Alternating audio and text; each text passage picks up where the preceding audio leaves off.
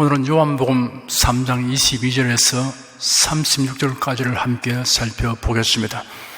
이 시간 성령께서 우리 각 사람에게 임하셔서 하나님의 은총과 말씀의 권능을 깊이 체험하도록 하여 주실 것을 믿습니다. 22절에서 24절까지 함께 읽겠습니다. 이후에 예수께서 제 아들과 유대 땅으로 가서 거기 함께 유하시며 세례를 주시더라. 요한도 살렘 가까운 에논에서 세례를 주니 거기 물들이 많음이라 사람들이 와서 세례를 받더라. 요한이 아직 옥에 갇히지 아니하였더라. 유대 땅은 팔레스틴 남부 전 지역을 가리키지만 여기서는 예루살렘과 구분되는 유대의 시골 지역을 의미하는 것 같습니다. 예수께서 이곳으로 가신 이유는 제 아들을 가르치시고 많은 사람들에게 복음을 전하시기 위해서입니다. 예수께서 제 아들과 함께 그곳에 머물러 계시면서 찾아오는 사람들을 가르치시며 세례를 주셨습니다. 예수께서 직접 세례를 주신 것이 아니고 제 아들이 세례를 주었습니다. 4장 2절에 기록되기를 예수께서 친히 세례를 주신 것이 아니요 제 아들이 준 것이라 하였습니다. 세례 요한이 회개의 세례를 베풀었는데 그와 같은 세례였을 것입니다. 예수님이 등장하여 활동을 시작한 그 시점에도 세례 요한은 여전히 세례 주는 일을 하였습니다. 마치 해가 서산으로 넘어가면서 마지막 서양빛을 비춘 것과 같았습니다. 그러나 세례 요한은 얼마 있지 않아서 감옥에 갇히게 되고 그의 삶을 마감하게 됩니다. 요한이 세례를 주는 장소가 살렘 가까운 에논이라고 명시되었으나 지금으로는 어딘지 확실치 않습니다. 교회가 설립된 이후로 교회에서 행하는 세례 의식은 요한의 세례와 다른 종류입니다. 그래도 이는 왜 세례를 받아야 하는지 그 의미가 무엇인가를 설명해 드리겠습니다. 부활하신 예수께서 승천하시기 전에 저희들에게 세례에 관하여 분부하신 말씀이 있습니다. 하늘과 땅의 모든 권세를 내게 주셨으니 그러므로 너희는 가서 모든 족속으로 제자를 삼아 아버지와 아들과 성령의 이름으로 세례를 주고 내가 네게 분부한 모든 것을 가르쳐 지키게 하라. 볼지어다 내가 성 끝날까지 너희와 항상 함께 있으리라. 세례라고 번역된 헬라어 밥티조는 본래 담그다는 뜻의 밥토에서 유래한 것입니다. 그러므로 밥티조는 기본적으로 물에 담그다는 의미입니다. 이 낱말은 유대인의 정결의식 가운데 씻다는 의미로도 사용되었습니다. 성경에 세례 받는 장면이 여러 곳에 기록되어 있습니다. 이를 살펴보면 몸을 물에 잠기게 하는 방식이었던 것이 분명합니다. 세례 요한은 요단강에서 사람들에게 세례를 주었습니다. 세례받는 사람은 강으로 들어갔던 것입니다. 에티오피아의 여왕 간다기의 모든 국고를 맡은 내시가 세례받는 장면이 사도행전 8장에 있습니다. 빌립이 입을 열어 이 글에서 시작하여 예수를 가르쳐 복음을 전하니 길 가다가 물 있는 곳에 이르러 내시가 말하되 보라 물이 있으니 내가 세례를 받으면 무슨 거리낌이 있느뇨. 이에 명하여 병들을 머물고 빌립과 내시가 둘 다 물에 내려가 빌립이 세례를 주고 둘이 물에서 올라갈새 주의 영이 빌립을 이끌어 간지라 내시는 흔히 길을 가므로 그를 다시 보지 못하니라. 빌립과 내시 두 사람이 물로 내려갔고 빌립이 내시에게 세례를 준 다음 두 사람이 물에서 올라왔습니다. 이런 내시가 물속에 잠기는 과정이 있었다는 사실을 말해줍니다. 그런데 사도행전 2장에 보면 오순절에 성령 강림을 체험한 제자들이 기도하는 소리를 듣고 모여든 사람들을 향하여 베드로가 외치기를 너희가 회개하여 각각 예수 그리스도의 이름으로 세례를 받고 죄 사함을 얻으라. 그러면 성령을 선물로 받으리니 이 약속은 너희와 너희 자녀와 모든 먼데 사람 곧 주 우리 하나님이 얼마든지 부르시는 자들에게 하신 것이라 하였습니다. 성경에 기록되기를 그 말을 받는 사람들은 세례를 받으며 이날의 제자의 수가 3,000이나 되하더라 하였습니다. 이날 3,000명이라는 사람들에게 세례를 주었으니 몸에 물을 붓는 방식으로 하였을 것으로 추리할 수 있습니다. 하나님의 정의 교단이나 침례 교단 등은 물에 잠기게 하는 방법으로 세례를 주지만 물을 머리에 약간 뿌리는 방법으로 세례를 주는 교단들도 있습니다. 이런 세례 방식을 간소화한 것입니다. 세례는 세례 받는 사람이 죄악 세상에서 구원받았음을 의미합니다. 성경이 말하는 세상은 하나님을 거역하고 심판받고 멸망받을 자에 거하는 것을 의미합니다. 세례는 세례 받는 자가 물에서 나올 때 그가 세상에 지배되지 않고 구원받게 된 것을 공개적으로 선언하는 것을 의미하게 됩니다. 로마서 6장 3절과 4절에 이렇게 기록되었습니다.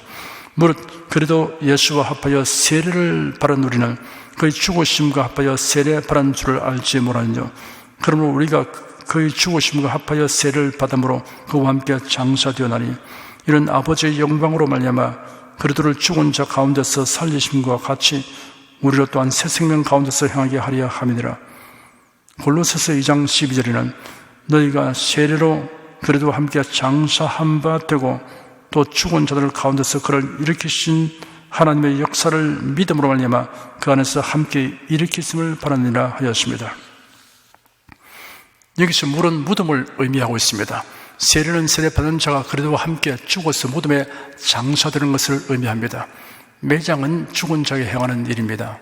병약하거나 노쇠하여 생명 부지가 어려운 지경에 있는 사람일지라도 아직 살아있는데 그를 매장하려 한다면 이를 단호히 거부할 것입니다. 그리고 그렇게 할 수도 없습니다. 그러므로 죽음은 매장의 전제 조건입니다. 예수를 믿는 사람은 옛사람이 죽고 그래도 예수 안에서 새 생명을 받아 살아난 사람입니다. 세례는 죄인된 자신이 그리스도 안에서 죽었다는 사실과 동시에 그리스도 안에서 의롭게 되고 새 생명을 얻어 살아났음을 공표하는 거룩한 의식입니다. 물세례 받는 데는 남녀노소 인종의 차별이 없습니다. 오순절에 예루살렘으로 모여든 사람들이 베드로의 설교를 듣고 마음에 찔려 베드로와 다른 사도를 향하여 형제들아 우리가 어찌할꼬 하였습니다. 베드로가 대답하기를 너희가 회개하여 각각 예수 그리스도의 이름으로 세례를 받고 죄사함을 얻으라. 그러면 성령을 선물로 받으리니 이 약속은 너희와 너희 자녀와 모든 본대 사람 곧 주 우리 하나님이 얼마든지 부르시는 자들에게 하신 것이라 하였습니다. 너희와 너희 자녀와 모든 본대 사람 곧 주 우리 하나님이 얼마든지 부르시는 자들이라고 하였습니다. 사도행전 8장 12절에는 빌립이 하나님 나라와 및 예수 그리스도의 이름에 관하여 전도함을 저희가 믿고 남녀가 다 세례를 받으니 하였습니다. 누구든지 예수를 믿는 자는 다 세례를 받을 수 있습니다. 오순절에 예루살렘에서 세례받은 사람들은 주로 유대인들입니다. 빌립이 사마리아에서 가서 복음을 전파하니 사마리아 사람들이 믿고 세례를 받았습니다. 베드로 사도가 이방인 백부장 고넬료의 초청을 받고 가서 복음을 전하니 모두 믿게 되었으며 세례를 받았습니다. 베드로 사도의 설교를 들은 고넬료의 집에 모인 친척과 가까운 친구들이 모두 세례를 받았습니다. 빌립보 성의 자주색 옷감장사 루디아와 그 집 사람들이 바울 사도의 설교를 듣고 모두 세례를 받았습니다. 빌립보 성에 있는 감옥의 간수는 치안 관리들의 지시를 받고 바울과 실라를 감옥에 가두었습니다. 한밤중에 바울과 실라가 기도하고 찬송하니 죄수들이 다 들었습니다. 그런데 갑자기 큰 지진이 일어나 감옥의 기초가 흔들리고 모든 문들이 열리며 모든 죄수들의 사슬들이 풀렸습니다. 간수가 잠에서 깨어 감옥 문들이 열린 것을 보고 죄수들이 도망친 것으로 생각하여 금을 빼어 자살하려고 하였습니다. 바울이 큰 소리로 외쳐 말하기를 너는 자신을 해치지 마라. 우리가 다 여기 있다 하니 그가 등불을 들고 와서 바울과 실라 앞에 엎드렸습니다. 간수는 바울과 실라를 데리고 나와서 선생님들 내가 어떻게 하여 구원을 얻겠습니까? 하였습니다. 바울과 실라는 주 예수를 믿으라. 그리하면 너와 내 집이 구원을 얻으리라 하고 간수와 그의 집에 있는 모든 이들에게 주님의 말씀을 전하였습니다. 그 밤에 간수와 간수의 모든 가족이 다 세례를 받았습니다. 이처럼 유대인, 사마리아인, 이방인들이 세례를 받았습니다. 차별이 없습니다. 신앙생활 연조와 경력은 세례받는 조건이 아닙니다. 그러나 세례받는 자가 갖춰야 할 조건이 한 가지 있습니다. 복음을 믿어야 합니다. 예수께서 말씀하시기를 너희는 온 천하에 다니며 만민에게 복음을 전파하라. 믿고 세례를 받는 사람은 구원을 얻을 것이요 믿지 않는 사람은 정죄를 받으리라 하였습니다. 빌립이 사마리아에 가서 복음을 전파하니 남녀가 다 믿고 세례를 받았다고 사도행전 8장에 기록되었습니다. 영생과 구원은 회개와 믿음으로 하나님께로부터 받는 은혜이며 선물입니다. 그러므로 세례 받기 전에 죄를 회개하고 예수님을 구주로 믿는 것이 선행되어야 합니다. 회개하고 예수를 믿는 일은 다른 사람이 대신 할 수 없습니다. 각 사람이 회개하고 예수를 믿어야 합니다. 세례는 대신 받거나 대표로 받는 것이 아닙니다. 각 사람이 받아야 합니다. 세례는 구원받기 위하여 받는 것이 아니라 구원을 받은 사람이 세례를 받는 것입니다. 구원은 회개하고 예수를 믿는 자에게 주신 하나님의 은혜며 선물입니다. 세례는 우리 주님께서 분부하신 것입니다.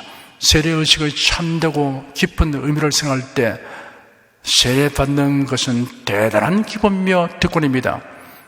물세례는 예수를 믿어 영생을 얻었으며 그리스도인이 된 것을 공개적으로 드러내는 거룩한 의식입니다. 또한 자신이 죄시름 받고 세상에서 분리되어 나왔으며 옛사람은 장사지내고 새 사람으로 다시 살아난 것을 더욱 깊이 인식하게 되는 의식입니다. 25절, 26절 두 절을 함께 읽겠습니다. 예, 요한의 제자 중에서 한 유대인으로 더불어 결례에 대하여 변론이 되었더니 저희가 요한에게 와서 가로되 랍비여 선생님과 함께 요단강 저편에 있던 자 곧 선생님의 증거하시던 자가 세례를 주며 사람이 다 그에게로 가되이다.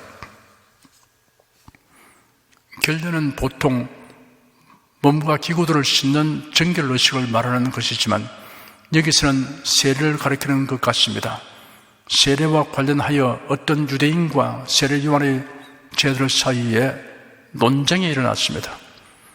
요한의 세례와 예수님의 세례 중에 어느 것이 더 나은가에 대한 논쟁이거나 혹은 세례 요한 외에 다른 분이 세례 주는 것이 가당하느냐라는 논쟁이었을 것입니다. 세례 요한의 제자들이 세례 요한에게 와서 말하기를 랍비님 보십시오. 요단강 건너편에서 랍비님과 함께 계셨고 랍비님께서 증언하시던 분이 세례를 주시니 모두가 그분께 가고 있습니다 하셨습니다. 세례 요한의 제자들은 사람들의 관심이 세 요한으로부터 예수님에게로 전환되고 있는 것이 못마땅하게 생각되었던 것입니다. 세례 요한은 사리사욕이 없는 사람이었습니다. 하나님의 뜻을 알면 그 뜻을 쫓아 겸손하게 순종하며 살았습니다. 그런 예수님이 누구이신가를 성령님의 계시를 통해 잘 알고 있었습니다. 사람들에게 예수님을 알리고 예수님을 높이는 일에 전념하지 않고 자기를 알리고 높아지고 골몰하는 사람은 옳은 신자가 아니며 교회의 참된 지도자가 아닙니다. 27절에서 30절까지 함께 읽겠습니다. 요한이 대답하여 가로되 만일 하늘에서 주신 바 아니면 사람이 아무것도 바랄 수 없느니라. 나의 말한 바 나는 그리스도가 아니요 그의 앞에 보내심을 바란 자라고 한 것을 증거할 자는 너희니라. 신부를 취하는 자는 신랑이나 서서 신랑의 음성을 듣는 친구가 크게 기뻐하나니 나는 이러한 기쁨이 충만하여노라. 그는 흥하여야 하겠고 나는 수여하여야 하리라 하니라. 세례 요한은 그의 제자들에게 설명하기를 하늘에서 주시지 않는다면 사람은 아무것도 바랄 수 없다라고 한 다음 이어서 내가 말하기를 나는 그리스도가 아니고 그분 앞에 보냄을 바란 자이다 라고 한 것을 증언할 자들은 너희 자신들이다 라고 그들의 역할과 사명에 대하여 분명하게 밝혔습니다.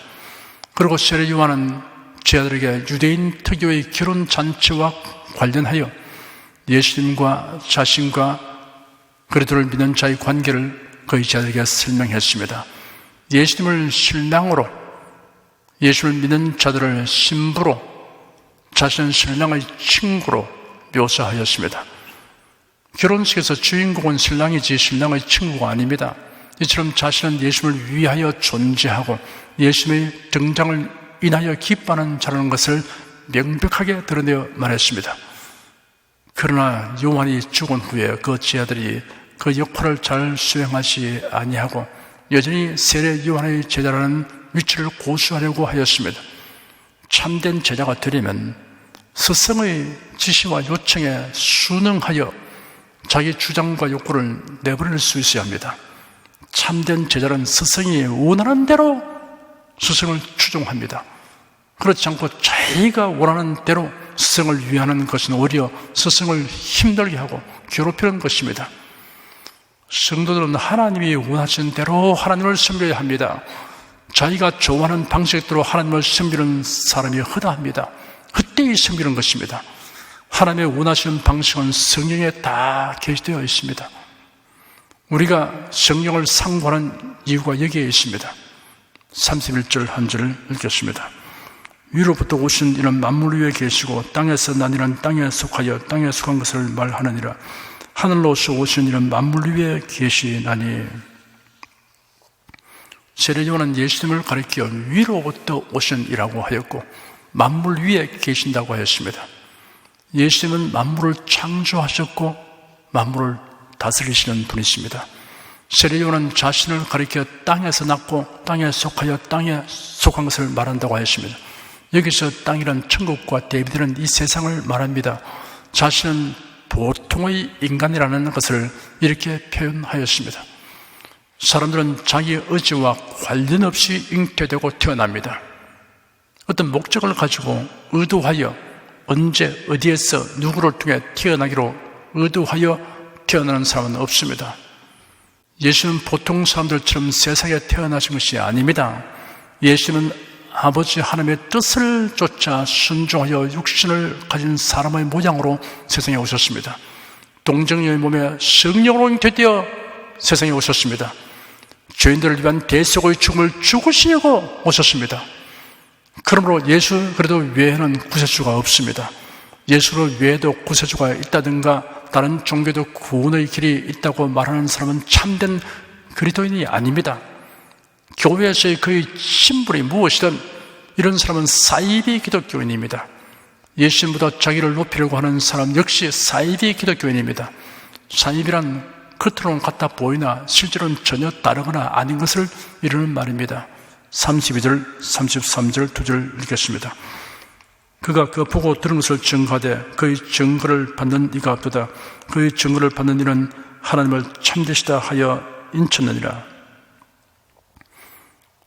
예수님은 누구에게 배워서 가르치는 분이 아니십니다. 예수님은 하나님의 계획과 심들을 다 알고 있습니다. 예수님은 천지를 지으신 분이십니다. 그러므로 추워도 틀림이 없는 사실을 말씀하십니다. 그런데도 이를 받아들이는 사람이 없다고 세례 요한이 안타까운 마음을 토로하였습니다. 그러나 그의 증거를 받는 이는 하나님을 참되시다 하여 인쳤느니라 하였습니다. 예수님의 가르침을 받아들이는 사람은 하나님께서 하신 말씀이 진리임을 믿는다고 확인하고 입증하는 것이 된다는 뜻입니다. 34절 한 절 읽겠습니다. 하나님의 보내신 이는 하나님의 말씀을 하나니 이런 하나님의 성령을 한량없이 주신 이니라. 예수님이 하신 말씀은 곧 하나님의 말씀입니다. 예수님은 성령으로 충만한 가운데 말씀하십니다. 예수님의 성령 충만은 우리의 성령 충만과는 구별됩니다. 예수님의 성령 충만은 한량없는 충만입니다. 영원한 충만입니다. 성도들은 예수님을 통하여 성령을 받습니다. 예수께서 말씀하시기를 보혜하셨고 아버지께서 내 이름으로 보내실 성령이라고 하였습니다. 오순절 성령 강림으로 성령 충만하게 된 베드로가 군중들에게 외쳐 말하기를 하나님이 오른손으로 예수를 높이시며 그가 약속하신 성령을 아버지께 받았어 너희 보고 듣는 이것을 부어 주셨느라 하였습니다.